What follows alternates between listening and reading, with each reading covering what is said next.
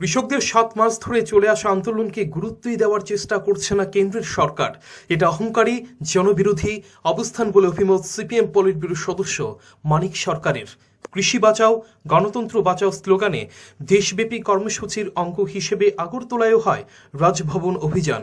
Circuit হাউসের সামনে কর্মসূচিতে গিয়েছিলেন বিরোধী দলনেতা তথা সিপিএম পলিট ব্যুরো সদস্য মানিক সরকার। সাংবাদিকদের প্রশ্নোত্তরে তিনি বলেন, কেন্দ্রের সরকারের জনবিচ্ছিন্নতা বাড়ছে। গত ৫ রাজ্যের বিধানসভা নির্বাচনে এর প্রতিফলন ঘটেছে।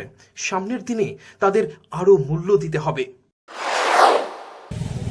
এগুলি কৃষি, কৃষক এবং সামগ্রিকভাবে কৃষি নির্ভর যে অর্থনীতি তাকে ধ্বংস করে দেওয়ার লক্ষ্যে বড় বড় পুঁজিপতি, মুনাফা শিকারী যারা, তাদের সাথে এর বিরুদ্ধে আমরা বলছি। তার সঙ্গে সেটা হচ্ছে একটা নূতন বিদ্যুৎ আইন তৈরি করবার জন্য একটা বিল তৈরি করেছে, তাতে বিদ্যুতের দাম বাড়বে। এটাও কৃষির সাথে যুক্ত, যদিও শুধু কৃষি না, সাধারণ মানুষের উপরে এটার উপর একটা চাপ আসবে বলে এই 4টা জিনিসকে সামনে রেখে আন্দোলনটা শুরু হয়েছিল। আমরা প্রথম থেকে সমর্থন করছি। আমরা বিস্ময়ের সাথে যেটা লক্ষ্য করছি, কেন্দ্রের সরকার এই যে দেশব্যাপী স্বাধীনতার পর 7 মাস সমানে বিশেষ করে কৃষকদের এই যে আন্দোলন, তাকে গুরুত্বই দেওয়ার চেষ্টা করছে না। ভাবটা হচ্ছে এরকম, দেখি তোমরা কতদিন আন্দোলন করতে পারো। এটা একটা অহংকারী, আত্মম্ভরী অবস্থান, জনবিরোধী, এবং এতে তাদের জনবিচ্ছিন্নতা বাড়ছে বই কমছে না। এবং গত যে 5টা রাজ্যের বিধানসভা নির্বাচন হলো, তাতে তার প্রতিফলন কিন্তু ঘটেছে। সামনের দিনে তাদের আরো মূল্য দিতে হবে। 46 বছর আগে ইন্দিরা গান্ধী ক্ষমতায় টিকে থাকার জন্য সারা দেশের জরুরি অবস্থা জারি করেছিলেন। এই প্রসঙ্গ উঠে আসে মানিক সরকারের বক্তব্যে। তিনি বলেন, সমস্ত গণতান্ত্রিক অধিকার প্রতিবাদের ভাষা হরণ করেছিল। আন্দোলন, সংগ্রাম, প্রতিবাদের ভাষা স্তব্ধ করে দেওয়ার চেষ্টা করা হয়েছিল। সেই সময়কার কথা উল্লেখ করে মানিক সরকার অভিযোগ করেন, দেশের বর্তমান প্রধানমন্ত্রী সংবিধান যেমন খুশি পরিবর্তন করছেন, কালো আইন তৈরি করছেন। এই অবস্থায় নরেন্দ্র মোদীর উদ্দেশ্যে বলেন, ইন্দিরা গান্ধীর জরুরি অবস্থার সময়ের অভিজ্ঞতা নেওয়ার জন্য তিনি বলেন, ইতিহাস সত্যকে লুকিয়ে রাখে না। তার ধারণা ছিল এ করেই তিনি যতদিন খুশি চালিয়ে যাবেন। সংবিধান সংশোধন করে 5 বছরের জায়গায় 6 বছরের বেশি সরকার চালাবার সুযোগ নিলেন, কিন্তু গোটা ভারতবর্ষকে জেলখানায় পরিণত করেও তিনি কিন্তু নিশ্চিত হতে পারছিলেন। আন্তর্জাতিক ক্ষেত্রে তার বদনাম ছড়াচ্ছিল। কেমন না, যে বাংলাদেশের যুদ্ধের পর তাকে এশিয়ার মুক্তিসূর্য বলে দারুণভাবে তার সুখ্যাতি প্রচার হয়েছিল। এই জরুরি অবস্থা জারির পর গণতন্ত্রকে ধ্বংস করার প্রেক্ষাপটে তিনি আন্তর্জাতিক ক্ষেত্র মানুষের কাছে গ্রহণযোগ্যতা হারাচ্ছিলেন। আর একটা জিনিস উপলব্ধি করছিলেন, ক্ষোভ বাড়ছে, দমিয়ে রাখার চেষ্টা হচ্ছে, কিন্তু ক্ষোভ বাড়ছে, যে কোনো সময় বহিষ্করণ হতে পারে। এই পরিস্থিতিতে ভোট ডাকলেন 77 সালে বিরোধী দলের নেতাদেরকে জেলখানায় আটকে রেখে, এবং আকস্মিক এই নির্বাচন ঘোষণার পেছনে একটা লক্ষ্য ছিল, এরা জেল থেকে বেরিয়ে প্রস্তুতি নিতে পারবে না, এই সুবাদে আমি আবার সরকার দখল করতে পারব। কিন্তু জেল থেকে বেরিয়েই তো তারা লড়াইয়ের ময়দানে ঝাঁপালেন। ফলটা কি হলো? ইন্দিরা গান্ধী, তার দল ভীষণভাবে পরাস্ত হলো, এবং ভারতবর্ষের যে রাজনৈতিক পরিবন্ধক, তার মধ্যে কিন্তু একটা গুরুত্বপূর্ণ গুণগত পরিবর্তন আসলো। এদিক থেকে আমি কথাটা উল্লেখ করছি এই কারণে, আমাদের দেশের বর্তমান প্রধানমন্ত্রী আপনার মোদী সাহেব তার সাঙ্গপাঙ্গদের নিয়ে যদি মনে করেন সংখ্যা আছে, টাকা দিয়ে কেনা বেচা করে রাজ্যে রাজ্যে সরকার দখল করছেন, সংবিধান যেমন খুশি তেমন পরিবর্তন করছেন, কালো আইন তৈরি করছেন, প্রতিবাদের কণ্ঠ স্তব্ধ করার চেষ্টা করছেন, প্রচার মাধ্যমকে প্রায় বলা যায় সেখানে টুটি টিপে ধরবার চেষ্টা করছেন, তো তাকে আমরা বলবো ইন্দিরা গান্ধীর জরুরি অবস্থার সময়ের অভিজ্ঞতা নেবার জন্য 3 বছরের ব্যবধানে যে নির্বাচন রেখেছিলেন তার ফলাফল থেকে শিক্ষা নেবার জন্য। ইতিহাস খুব রূঢ়, কিন্তু ইতিহাস সত্যকে লুকিয়ে রাখে না। যে ওখান থেকে যদি শিক্ষা নিয়ে এখনো কৃষকদের, শ্রমিকদের, যুবকদের বিশেষ করে তাদের জীবনের যে মৌলিক সমস্যাগুলো এগুলি শোনার জন্য কার্যকরী বাস্তবধর্মী পদক্ষেপ না নেন, তার জন্য কিন্তু এই ভবিষ্যৎ খুব ভালো খবর নিয়ে অপেক্ষা করছে না।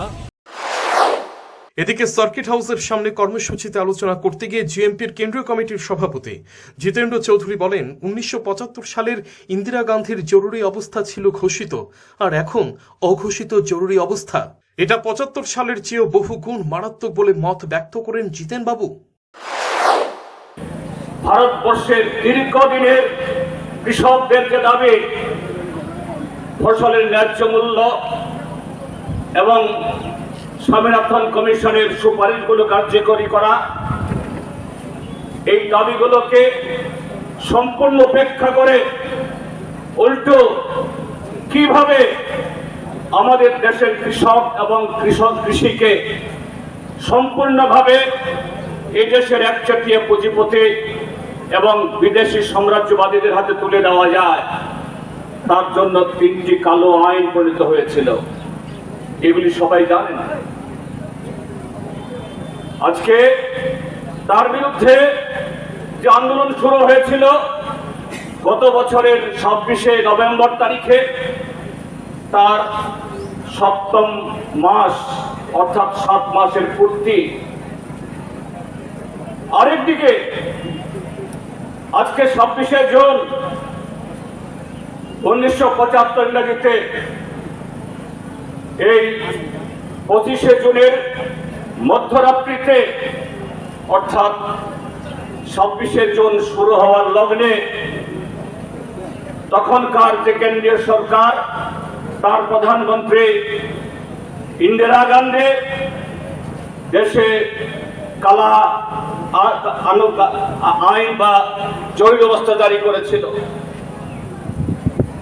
তারও আজকে 26 বছর পূর্তি, 46 বছর পূর্তি। এই জায়গায় আজকে আমরা 2021 সালে যে সময়ে দাঁড়িয়ে আছে, 1975 ইংরেজির সেই জরুরি অবস্থা ছিল ঘোষিত জরুরি অবস্থা, আর আজকে জরুরি অবস্থা অঘোষিত জরুরি অবস্থা। আলোচনা করতে গিয়ে সিআইটির রাজ্য কমিটির সাধারণ সম্পাদক শঙ্কর প্রসাদ দত্ত মোদী সরকারের সমালোচনা করে অভিযোগ করেন, দেশের সংবিধান খান খান করে দেওয়া হয়েছে, সংবাদ মাধ্যমের স্বাধীনতা নেই, মানুষের স্বাধীনতা নেই, কোনো কথা বলা যায় না। তিনি বলেন, সরকারের খারাপ দিক নিয়ে কোনো সমালোচনা করা যায় না, আর সমালোচনা করলেই দেশদ্রোহী বলে গ্রেপ্তার করা হয়। এই অবস্থায় ভারতের কৃষক জনগণ শপথ নিচ্ছেন, সামনের দিনে ভারতবর্ষে যে রাজনৈতিক লড়াই অপেক্ষা করছে, দেশের বিভিন্ন রাজ্যে যে রাজনৈতিক লড়াইতে বিজেপিকে পরাস্ত করার মধ্য দিয়েই কৃষক, শ্রমিক, ছাত্র, যুব সহ সকল অংশের মানুষের স্বার্থ রক্ষা করা যাবে।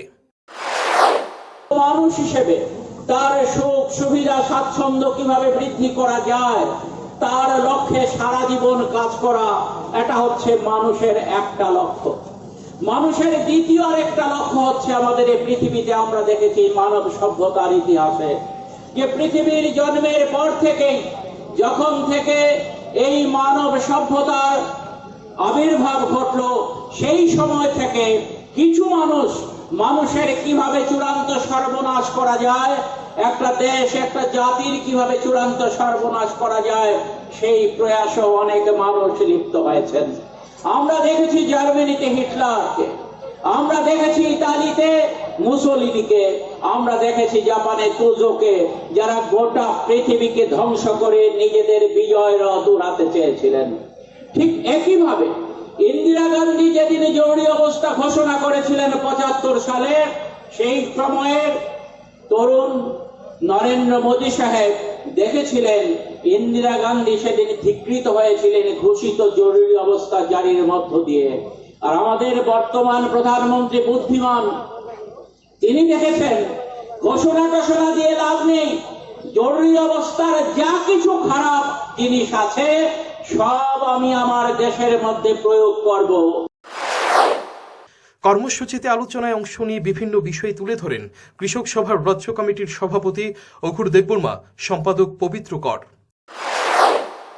39টি শ্রম কোড শ্রমিকদের যে অধিকার ছিল তাকে 4টি শ্রম কোডে পরিণত করছে, এবং এই দুইটি কাজেই মোদির ঘনিষ্ঠ যারা বন্ধু কর্পোরেট সংস্থাগুলো আছে আমাদের দেশের, তাদের স্বার্থে সেটা করেছে। বিদ্যুৎকে বেসরকারি হাতে তুলে দিয়েছে বিদ্যুৎ বিল এনে। এই দাবিতে ওই শ্রমিকদের লড়াই, কৃষকদের লড়াই, সমস্ত অংশের মানুষের লড়াই। পার্লামেন্টে তার কোনো অধিকার নাই। আপনারা জানেন কাশ্মীরের স্বাধীনতার পর থেকে যে পাওয়া 370 ধারা তা বাতিল করে দিয়েছে। একটি পূর্ণ রাজ্যকে কেন্দ্র শাসিত অঞ্চলে পরিণত করেছে। কারো সঙ্গে কোনো কথা নেই। মোদি যা বলবে অমিত শাহ হাততালি দেবে, এইটাই আইন, এইটাই চলছে। এইটাকে আমরা বলছি এটা অঘোষিত জরুরি অবস্থা। এই অতিমারি যেটা চলছে, মোদির প্রচার কি করে হবে? মানুষের জীবন রক্ষার কোনো দায়িত্ব নেই। এবং উপজাতি গণমুক্তি পরিষদ এবং কৃষক সভার অন্যতম নেতা বিএনপির সভাপতি কমরেড জিতেন চৌধুরী সহ অন্যান্য কৃষক সভার রাজ্য কমিটির সদস্য যারা উপস্থিত রয়েছেন, এছাড়া অন্যান্য ছাত্র, যুবক, নারী, ট্রেড ইউনিয়ন, অন্যান্য সংগঠনের নেতৃত্ব যারা উপস্থিত রয়েছেন, সংগ্রামী জনতা উপস্থিত রয়েছেন। রিপোর্ট চ্যানেল দিন রাত।